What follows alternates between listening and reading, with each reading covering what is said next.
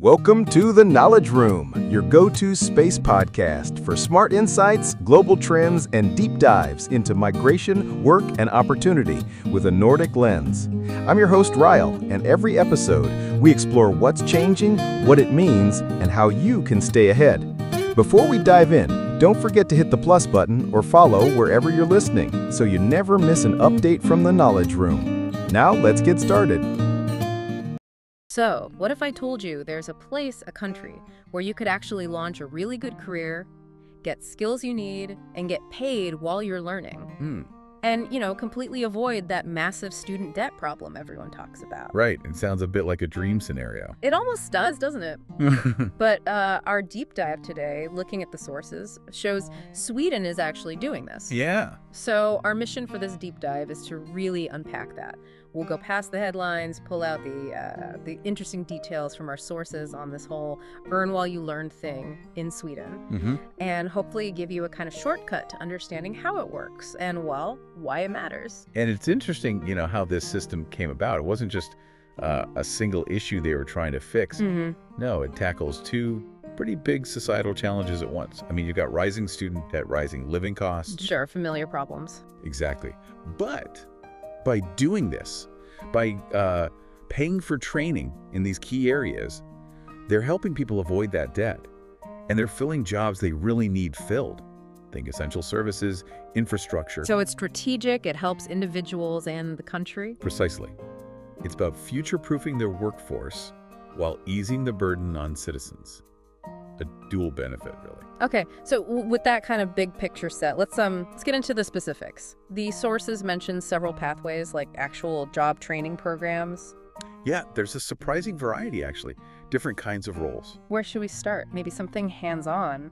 Well, the electrician path seems like a good one. It's quite accessible, apparently. Okay, electrician apprenticeship. The sources say it's a 2-year thing. That's right, 2 years.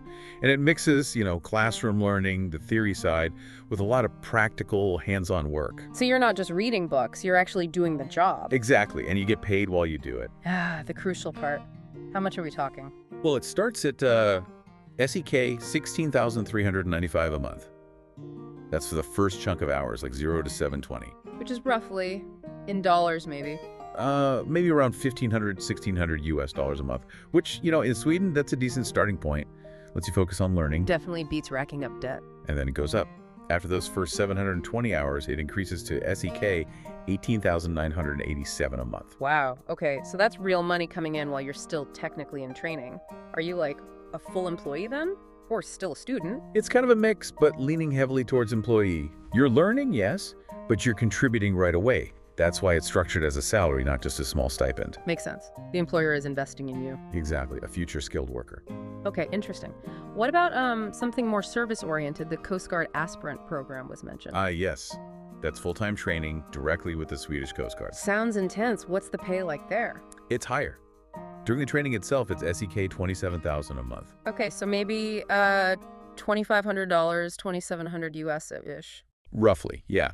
And then once you're hired permanently, it jumps to SEK $31,000 a month. So closer to $3,000 US then? Around that, yes. Yeah. But reflecting the responsibility of the role, I suppose. I guess so. Are there specific, really tough requirements for that one, beyond just being fit? Oh, absolutely. The sources point to needing, a high degree of responsibility, being adaptable, working in potentially rough sea conditions. It's definitely not for everyone. Right, you'd need a real commitment to that kind of public service. Definitely. Okay, changing gears a bit. Part-time firefighter, that sounds different. Shorter training. Yeah, much shorter. An intensive 6-week training course.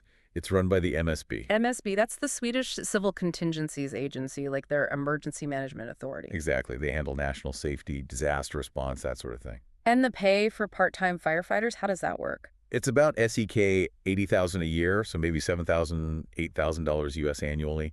But the key thing is, it's specified as covering lost wages.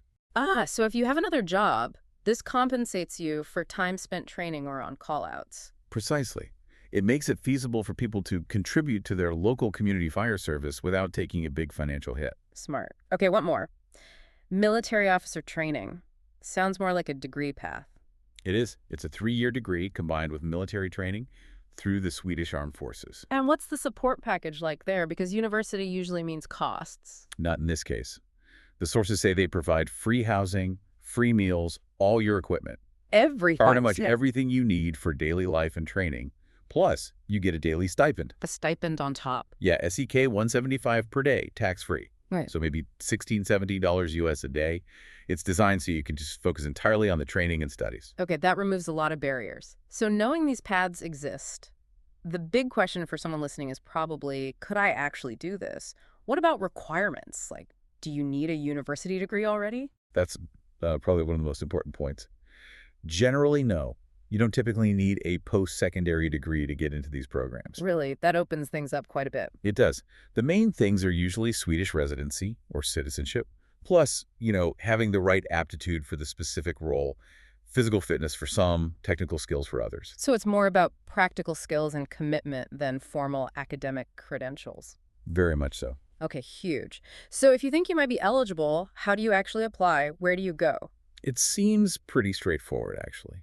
For electricians, you typically go through the union that's Electricians or find apprenticeship postings directly from companies. Okay. For the Coast Guard and the Armed Forces, it's just their official websites. Direct application online. Simple enough. And for firefighters, you check the MSB website or look for job postings from your local municipality. So clear entry points for each one. Good. Now, we talked about the salaries during training, but are there other financial benefits, like beyond the paycheck? Yeah, definitely. If we zoom out a bit, it's not just the immediate pay, it's the whole long-term financial picture. Right. The biggest one, obviously, is no student loans. That's massive. Can't overstate that one. No. And these jobs are generally in stable fields. But on top of that, the sources mention other support systems. Like what? Well, for adults who are already working but want to switch careers, there are these things called CSN retraining grants. CSN, that's the Student Finance Agency, right? Yeah, exactly. And these grants can give you up to SEK $5,580 a week during your retraining period. Wow, okay. How much is that, roughly? Maybe $550 US a week. It's significant support if you're making a mid-career change. Shows a real commitment to lifelong learning. So you've got the paid training, no debt, and potential grants if you're switching careers. That's quite a safety net. It really reduces the risk, doesn't it? Makes it much more feasible for people. Any other funding sources mentioned? Yes, union funding is another one, especially in the trades. You might get contract stipends. It depends from the union. Yeah, though sometimes these might come with strings attached, like you have to commit to working for a certain period after training. Makes sense. A work commitment. And one more for younger people, like upper secondary students going into trades. There are specific apprenticeship allowances, about SEK $1,500 a month. Like 140 or 150 US. Yeah, just a bit extra to help ease things for those starting out. Okay, so pulling this all together, what does it mean for you, if you're listening? Who is this really for? Well, I think it's pretty clear who benefits most, right? Mm. If you're looking for a stable job, something well paid eventually, Yeah. and if the idea of avoiding student debt is like a major motivator for you, this is definitely worth looking into. Right. And maybe if you prefer learning by doing. Exactly. If you like hands-on learning, practical skills, and seeing a clear path from training straight into a career, rather than, say, years of purely academic study. Yeah, I can see that. So it's a great fit if you enjoy that kind of practical work, electrician, maybe firefighter, where you see the results. Yeah. Or if you're drawn to serving the community or the country Coast Guard, armed forces. That sense of duty. Basically, if you like structured on-the-job education and want to, build a real career without that debt hanging over you, it seems like a fantastic alternative. It really flips the script, doesn't it? The core message from the sources keeps coming back to this.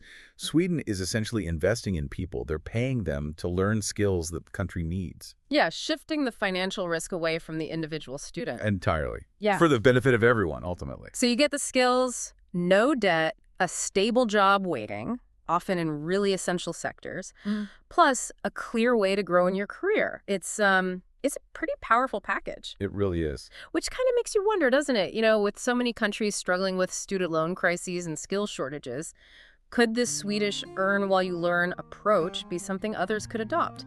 Maybe not exactly the same, but could it be a blueprint? Could other nations, or maybe even specific industries, use this model to build up their own talent pools and help people succeed without starting their careers deep in the red?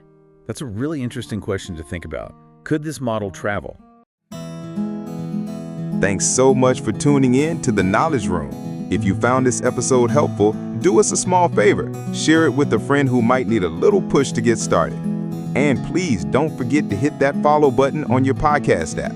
It means the world to us, and it helps us bring you even more value-packed content week after week. We're here to support you, inspire you, and walk with you as you grow. Until next time, keep learning, keep moving, and never stop starting. See you in the next episode.